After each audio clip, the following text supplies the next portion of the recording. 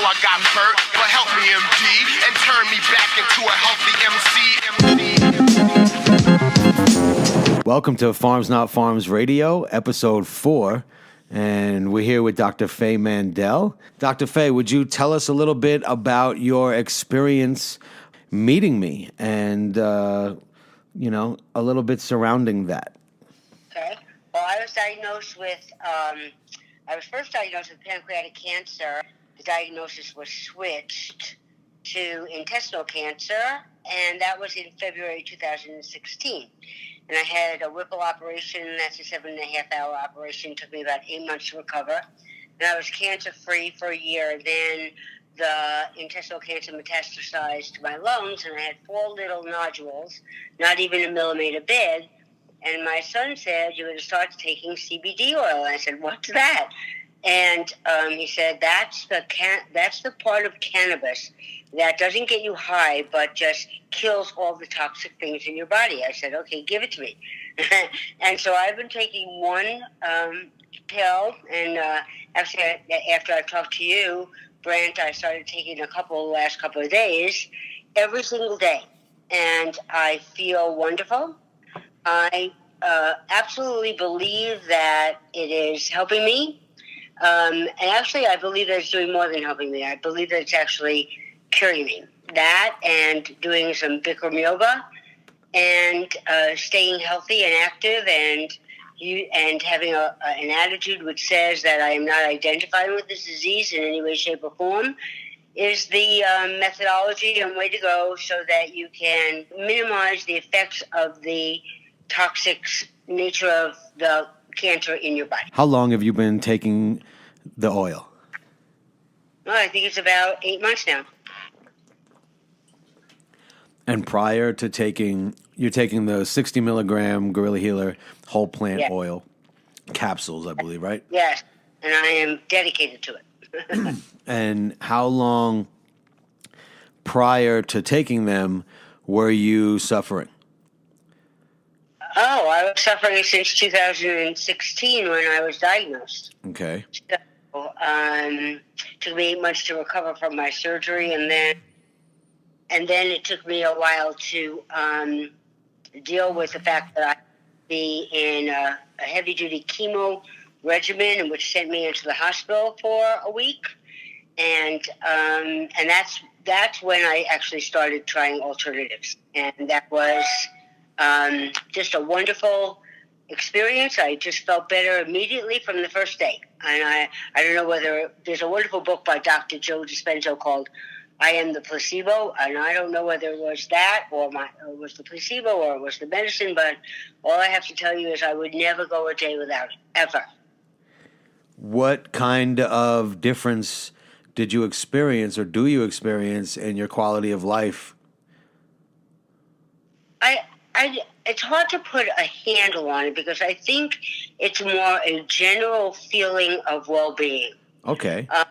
It's a general feeling that my body is being handled by something other than chemotherapy, which is toxic, which causes me tremendous difficulty. I have to take chemotherapy by mouth every week, and I'm actually going to work with the doctor this week to see whether I can do it 2 weeks off and 1 week on. Because I have a lot of old paradigm people in my life who believe that it's the chemo that's helping me, and I believe it's the chemo that's killing me. So there you go. Wow. Truth be told. Have you had any progress reports since taking the oil that leads you to believe that you are doing better? Yes, the cells in my lungs have not grown. They're the same. They're less than a millimeter. There's 4 of them. They can't even do radiation or surgery because they're not big enough to find them, and they're getting better. And I'm going this Thursday to take my scan, to get the results of my scan. And if that is good, I won't have to take my chemo for 2 weeks, and then I'll just be on 1 week. So I notice it, I feel it, but more important than that, my body lets me know that it's grateful. In what way? It lets me do things like I can do 90 minutes of hot yoga 3 or 4 times a week, and I have cancer. I can play 18 holes of golf in the same day, and I can shoot wonderful golf because I am free of. I have a partner. It almost feels like the BCD oil is a partner with me in fighting, and it's always good to have partners because you can't. It takes a tribe. it takes a village, and Indeed. and it's one of the big parts of my village. Mm. And I recommend it. I'm a PhD. I'm a life coach, and I recommend it to all my clients. I really do. And not only my clients, I recommend it to the people I love and the people I care about. So you said, let me just backtrack for a moment. Sure. You said that today. Yes. You did what? I did 90 minutes of hot Bikram yoga at 6 o'clock in the morning. And then I teed off at 12 o'clock and played 18 holes of golf. Wow. And then I came home and took a tub. Which I love. But you can't do that and have cancer if you don't have somebody helping you fight it. You just can't. And the chemotherapy makes me feel sick. It makes me feel nauseous. I sit in the digestive area for hours. It's just impossible. It's very difficult. I'm doing it only because I have a couple of children who are very old paradigm and who believe in that kind of stuff, and so I do it for them. But I'm really hoping that I'm going to be able to get off chemo very soon. And I'll just do my CBD oil, I'll do my yoga, and I will be grateful. Understood. And since you've bumped up your dose, I remember speaking with you the other day, and I was I was fascinated that you've been taking, you said one capsule a day? Every morning, yep. There's a school of thought out there about microdosing. I would consider one capsule a day microdosing. I would say that 60 milligrams a day to... let me speak in the first person. If I had cancer, God forbid, if I only took 60 milligrams of whole plant CBD oil a day, which is also delivering, I guess, 2.5 milligrams of THC in each capsule a day, I would consider that a microdose, and I would consider an aggressive dose anywhere from 300 to over 1,000 milligrams a day. And taking that over time, there's a school of thought that says microdosing is wonderful and allows our body to acclimate and over time really learn the new paradigm shift, even though it's slight. And then, of course, there's those of us in the position where we don't have that kind of time. I've helped someone whose quality of life was raised in 2 days, and in 2 days after receiving the oil, they passed away, and they were on their deathbed. I mean, I could say that now.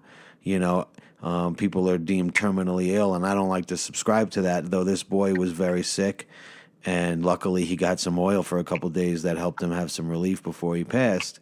Though, I know another woman who recently, we did an interview with her daughter, Janie, who told me that she was also taking, she was giving her a spoonful a day or maybe 2, but it was, in my eyes, somewhat of a lower dose. And over 8-month course, or a year within that, I think after about 6 to 8 months, she had a black cancerous mole fall off of her face with no scarring, and that wasn't even her main area. She had it in her pelvic region, and so microdosing does have its place. So since in the past few days of taking a higher dose, have you felt any difference, or are you taking it? Let's just say, are you taking it more at a time, or more times a day? Well, more times a day. Okay. More times a day. And I don't know. I have never felt as good in my life. And I was pretty fit and pretty good before I had cancer. So Wow. I just am grateful for, I'm not going to say I'm grateful that I got the disease, but I'm grateful that I really feel in my body that I am as good, if not better. And I'm really anxious to hear about my scan this week because I feel like I don't have it. So, and I'm totally unidentified with it, and I just feel I just absolutely know in my gut, because that's what I teach people. I teach people to listen to their gut and not to listen to their voices in their head. And my gut tells me that if I don't take my pill, I'm going to be in trouble. That's all. That's what it tells me. And so I take it every morning like clockwork. And then I started to take one in the afternoon. And then a couple of days ago, I took one in the night. And I just decided to take it when I felt like it. Sure. And I feel the best I've ever felt, and I still have the disease. So can you imagine what's going to happen when I get rid of it? Well, it sounds like just more ease. Yeah, definitely more ease. No more dis-ease. Only ease. Yes. What do you think the yoga is helping you achieve? Oh, the yoga is amazing. First of all, I only can do hot yoga. I can't do the other yoga because I'm very strong. I'm not very flexible. So the heat opens up my muscles and my joints and allows me to do the yoga positions. And it not only clarifies my body, but it clarifies my mind and my spirit. And I like to do it in the morning, either 6 o'clock or 9:15, so that I'm set for the day in terms of just spending my life in my body and not in my head. Wow, what a concept. Yes, it's the truth of the matter. Everybody in this world is walking around not realizing that they're putting their attention on the stories in their head.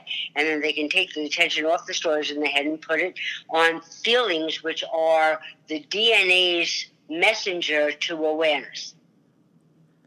That's the bigger picture. That's what I do. The bigger picture to me is enlightenment for evolution, which is basically the name of my of the show that maybe this is evolving into, or I don't know. That keeps coming through. And what you just said is, I've been really resonating with this concept of ultimately how, our breath work is really important for the state of mind we're in, as well as even so much as the words we use steering our ship to the reality we experience. Yes, what happens is that, I teach people how to take their attention off the stories in their head and come to the present moment. And in the present moment, there is no thought, because thought is always about something, and therefore you move in linear time. And so if you can come back to the present moment where there is no time, then you get to experience the deep intelligence of your body. Is that possible? So what I've been learning is that for me, it's less likely I'm going to care even about that when I'm doing things like eating sugar or drinking alcohol and becoming effectively less connected with myself. And I find that when I'm eating better and I'm drinking more water, in fact, I travel